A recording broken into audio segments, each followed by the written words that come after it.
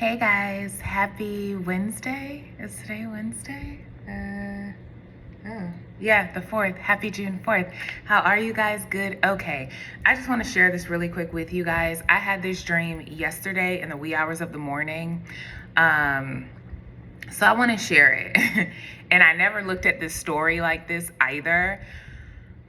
So let's get to it. I hope y'all are doing good. I am at my desk working, but in between working, y'all know I'm going to release a word or be reading the Bible I'm going to be doing something, okay? Because I be multitasking, okay?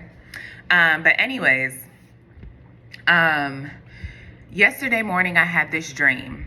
And in the dream, I was telling someone, God is about to elevate you. And as I was telling them God is about to elevate you, I saw a cross in a bunch of bushes, right? I saw a cross in a bunch of bushes. Okay, so follow me. Short, sweet, and simple, right? I'm telling someone God is about to elevate you. And in the midst of me saying that, I look over and there's a cross in some bushes. It's almost like there's a white cross. I don't know, it looked kind of glass, like a glass white cross. And it's just like inside of some bushes. Okay, end of the dream.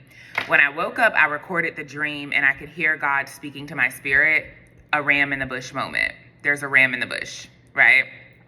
Took note of that. So I grabbed my Bible this morning, and you know how you're just speaking in your heart, like, God, give me something, like, show me what you want me to release, whatever the case may be. I opened my Bible up to Esther, and I'm like, what's the ram in the bush moment in Esther, right? What is the ram in the bush moment? And you guys know the term ram in the bush comes from Genesis, right? When God tells Abraham to sacrifice the promise, which is Isaac, his promised son, right? God tells Abraham to sacrifice, as in kill him, right? So Abraham is obedient. He takes Isaac up to the mount to sacrifice him, but instead God gives him a ram in the bush. So there's actually a ram in the bush that Abraham is able to sacrifice to kill instead of killing Isaac, right? So he's able to use the ram in the bush. So when you hear people say a ram in the bush moment, what they're pretty much saying is the moment that God shows up just in the nick of time before something is destroyed, before something is annihilated, before something is, dead. Okay, right? That's what a ram in the bush moment is. The moment, and it doesn't have to be a person, right? But it's the nick of time. It's that last minute, that midnight hour, right? We talk about the midnight hour, which doesn't necessarily mean an hour like in the wee hours of the morning. It's just that last minute where you feel like something is about to die, right? It could be your finances are dying, your marriage is dying, your whatever is dying, and you feel like this thing is about to take place because there's no way that this situation can change, and God gives you a ram in the bush. So something is put in place and it changes the entire course of things, and that thing is spared, right? That's what a ram in the bush moment is. So when I open the Bible and I turn to Esther, I'm like, what's the ram in the bush in Esther? Because Esther had to put her life on the line. Nothing showed up for her to, God didn't give her a ram in the bush. She had to go through with approaching the king, even though that could have led to her being dead, right? Of course, the king extended his golden scepter to her, so she didn't die, but there was no ram in the bush moment right there. She had to approach the king, right? A ram in the bush moment would have been like God sending something or doing something to where she didn't have to approach him and put her life on the line. No, Esther had to put her life on the line. She had to go through with exactly what God was telling her to do, right? She was favored, and again, that scepter was extended, but there was no ram in the bush moment because she still had to go through with it. So I'm like, God, you had me turn to Esther, but what's the ram in the bush moment? I want you guys to catch this, okay? I'm going to read the end of Esther chapter 5. I'm going to read the last verse. So Esther 5 verse 14. That's the last verse in chapter 5. Okay, so let's read it. It says, then his wife Zeresh and all his friends said to him, let a gallows be made 50 cubits high, and in the morning suggest to the king that Mordecai be hanged on it. Then go merrily with the king to the banquet. And the thing pleased Haman, so he had the gallows made. Okay, so at the end of chapter 5, Haman, you guys, if you don't know the story of Esther, go read it. But if you do, you're catching this. So Haman wanted to have Mordecai annihilated, killed, destroyed, right? So he builds these gallows, and because Haman has favor with King Xerxes, he knows that he can go to King Xerxes and say, hey, this is what I think should be done. This is why. And King Xerxes would approve of it. Because keep in mind that during this time, the Jews are scheduled to be annihilated, killed, destroyed, right? And this is put in place and it's irrevocable, right? So at this time, the Jews are already scheduled to be killed, but Haman comes up with this plot to kill Mordecai, right? And he's going to approach King Xerxes, Esther's husband, of his plan the next morning. Only God provides a ram in the bush, and that ram in the bush is a sleepless night, okay? I want y'all to catch this. So chapter 6, verse 1. That night, so this is the same day still, right? This is the same day that Haman had built the gallows. This is just later that night, okay? That night, the king could not sleep. So no one was commanded. That night, the king could not sleep. So one was commanded to bring the book of the records of the Chronicles. And they were read before the king. So King Xerxes couldn't sleep, okay? So he's like, bring me the book of the Chronicles, right? Let me read through it. And it was found written that Mordecai had told Bigthana and Teresh, two of the king's eunuchs, the doorkeepers who had sought to lay hands on King Ahasuerus, King Xerxes. Then the king said, what honor or dignity has been bestowed on Mordecai for this? So King Xerxes, or King Ahasuerus, whichever one you want to call him, same difference, he can't sleep, right? So instead of tossing and turning, he awakens and he's like, bring me this book. Like, let me read through it, okay? And he finds that Mordecai at one point in time had saved his life, right? So he's like, has Mordecai been rewarded for doing this? Because this is a big deal, okay? Let's keep reading. And the king's servants who attended him said, nothing has been done for him. So the king said, who is in the court? Now Haman had just entered the outer court of the king's palace to suggest, now this is the next day, to suggest that the king hang Mordecai on the gallows that he prepared for him. The king's servant said to him, Haman is there, standing in the court, okay? So this is the next day, right? Haman is walking through the door, and he's coming to King Xerxes to request that Mordecai be killed. So King Xerxes is like, okay, who's in the courts right now? Who's there? Haman, okay? Catch this. And the king said, let him come in. So Haman came in, and the king asked, what shall be done for the man whom the king delights to honor? Now Haman thought in his heart, whom would the king delight to honor more than me? So Haman is thinking King Xerxes is asking about him, but he's not. He's asking about Mordecai, right? And Haman answered the king, for the man whom the king delights to honor, let a royal robe be brought, which the king has worn, and a horse on which the king has ridden, which has a royal crest placed on its head. Then let this robe and horse be delivered to the hand of the one of the king's most noble princes, that he may array the man whom the king delights to honor. Then parade him on horseback through the city square and proclaim before him, thus shall it be done to the man whom the king delights to honor. The king said to Haman, hurry, take the robe and the horse as you have suggested, right? Haman suggests all these great things because he thinks it's to honor him. So Xerxes is like, hurry, take the robe and the horse as you have suggested, and do so for Mordecai, the Jew who sits within the king's gate. Leave nothing undone, all that you have spoken. Okay, so Haman is going there to suggest his death, but instead he suggests rewards for Mordecai, unknowingly thinking it's him. Okay, so he couldn't even tell King Xerxes about his plan because King Xerxes already woke up knowing that he needed to honor Mordecai, right? So God used a sleepless night as the ram in the bush moment that literally changed the trajectory of everything in the book of Esther. Okay, keep in mind, at this time, the Jews were already scheduled to be annihilated, and that scheduled annihilation was irrevocable, okay? But before that, Haman is like, let me go have Mordecai taken out first, because like, I'm tired of him sitting at the king's gate. He's disrespectful, like he doesn't honor me, like let me go have him killed, so let me go talk to the king about this.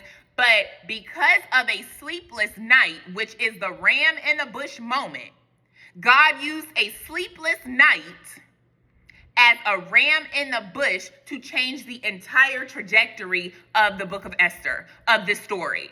Okay?